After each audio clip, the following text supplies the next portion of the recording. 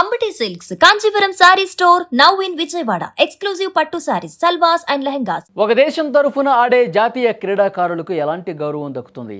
విదేశాలకు వెళితే 5 స్టార్ హోటల్స్లో వసతి, కడుపు నిండా మంచి ఆహారం, అన్ని రకాల సదుపాయాలు ఉంటాయి కదా. కానీ వేరే దేశం వెళ్ళి ఆ దేశపు వీధుల్లో దిక్కుతోచని స్థితిలో తిరుగుతూ హోటల్ కిచెన్ శుభ్రం చేసి గిన్నెలు కడిగారు ఒక దేశపు జాతీయ క్రీడాకారులు అంటే మీరు నమ్ముతారా? కానీ పాకిస్తాన్ హాకీ జట్టు విషయంలో అక్షరాల ఇదే జరిగింది.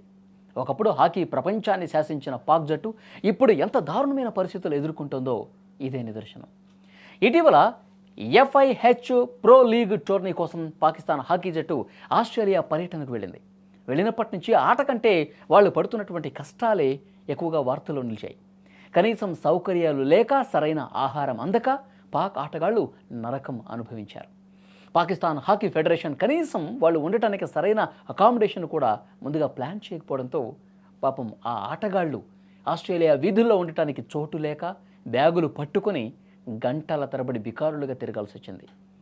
ఇక ఈ టోర్నీ ముగించుకొని స్వదేశానికి తిరిగి వచ్చిన తర్వాత పాక్ హాకీ జట్టు కెప్టెన్ షకీల్ అహ్మద్ బట్ మీడియాతో మాట్లాడుతూ కన్నీటి పర్యంతమయ్యాడు. జాతీయ సమాఖ్యపై తీవ్రస్థాయిలో విమర్శలు గుప్పించాడు. మేము దేశం కోసం ఆడేందుకు వెళితే మాకు కనీసం వసతులు కల్పించాలా, బస చేయడానికి గది లేక వీధుల్లో తిరిగాం. ఒకానొక దశలో తినడానికి కూడా ఇబ్బంది పడి హోటల్ కిచెన్ శుభ్రం చేసి గిన్నెలు కడగాల్సినటువంటి కర్మ పట్టింది మాకు అంటూ ఆవేదన వ్యక్తం చేశాడు. ఒక దేశానికి ప్రాతినిధ్యం వహించే కెప్టెన్ నోటి వెంట ఇలాంటి మాటలు రావడం నిజంగా పాకిస్తాన్ పరువును బజార్న పడేసింది. పాకిస్తాన్ ఆర్థిక మాధ్యంతో కొట్టుమిట్టాడుతోందని ప్రపంచం మొత్తానికి తెలుసు. కానీ ఒక జాతీయ జట్టును విదేశాలకు పంపేటప్పుడు కనీసం నిధులు కూడా ఇవ్వకుండా ఇలా నడి రోడ్డు మీద వదిలేయటం పాక్ ప్రభుత్వానికి చెల్లింది.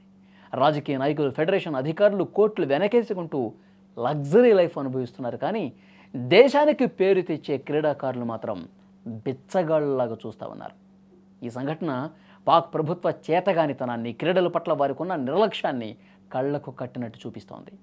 దీన్ని బట్టి పాకిస్తాన్లో క్రీడాకారుల భవిష్యత్తు ఎంత అంధకారంలో ఉందో అర్థమవుతోంది.